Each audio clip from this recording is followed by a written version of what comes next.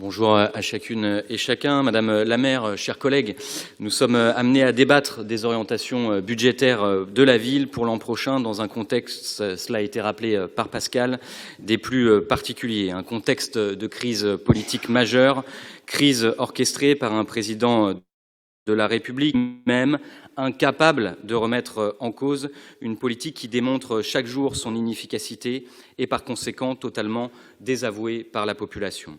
C'est donc dans ce marasme, cette faillite démocratique, que nous sommes amenés à débattre de nos orientations. Le pouvoir en place songe ainsi à réclamer aux collectivités la participation au remboursement de sa dette qu'il a lui-même contribué à grossir en multipliant exonérations et cadeaux fiscaux aux plus riches, un pognon de dingue, si vous me permettez l'expression, sans contrepartie pour les actionnaires au détriment des classes populaires. De cette politique à sens unique, notre minorité, messieurs Julien Bainvel et Foulque Chambardelot, en est comptable. Co-responsable également des 5,3 milliards d'euros que vos amis souhaitent prendre dans les poches des collectivités, cela a été rappelé.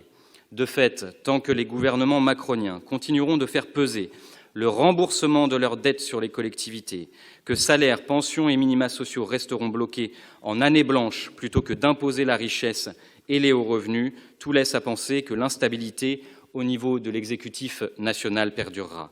Cependant, malgré un contexte particulièrement défavorable à la construction sereine du budget municipal, la ville poursuit la réalisation de ses objectifs de mandat, continue de préparer l'avenir et d'investir pour le bien de tous.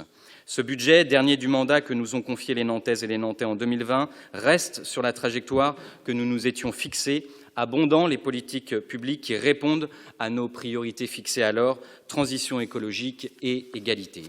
C'est pourquoi nous assumons pleinement l'effort important fait en direction notamment de la petite enfance, de l'éducation, qui s'est concrétisé depuis 2017 par la construction de 12 nouvelles écoles et la transformation de 39 autres. En 2026, les montants relatifs au schéma directeur des écoles représenteront de 30 à 35 millions d'euros, le plus gros budget de la ville. Les investissements concernés sont des investissements pour nos enfants, des investissements d'avenir. C'est dans le même esprit que nous abondons les budgets de la culture et des arts dans la ville, convaincus, nous, que l'accès du plus grand nombre aux équipements et aux événements culturels est le meilleur des antidotes à la fragmentation de la société, le meilleur moyen de faire lien, contrairement aux admirateurs, aux admiratrices d'Elon Musk ou de Javier Milei, contrairement à notre présidente de région Christelle Morancet et ses amis.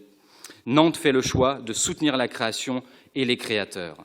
De même, parmi les presque 130 millions d'euros fléchés en crédit de paiement pour 2026, les projections continuent de faire la part belle aux constructions et aux réhabilitations de structures sportives. Je pense notamment à la construction du bassin couvert de la belle piscine des Dervalières qui permettra l'ouverture de l'équipement en quartier populaire en toute saison, demande, vous le savez, de la population des Dervalières elle-même, portée de longue date par la cellule locale du Parti communiste français. Enfin, parce que nous ne pouvons ignorer ni l'urgence climatique, ni l'urgence sociale, la ville fait le choix assumé de maintenir des financements conséquents dans le cadre de la nécessaire transition écologique de nos territoires et de nos politiques publiques, en assumant, n'en déplaise à notre minorité, une dégradation mesurée de nos indicateurs financiers pour soutenir à la fois nos investissements, mais aussi l'emploi local et l'embauche dans nos services publics. Le groupe Gauche Commune approuvera donc le rapport d'orientation budgétaire tel qu'il nous a été présenté, conforme à la feuille de route que les Nantaises et les Nantais nous ont demandé d'appliquer. Je vous remercie de votre attention.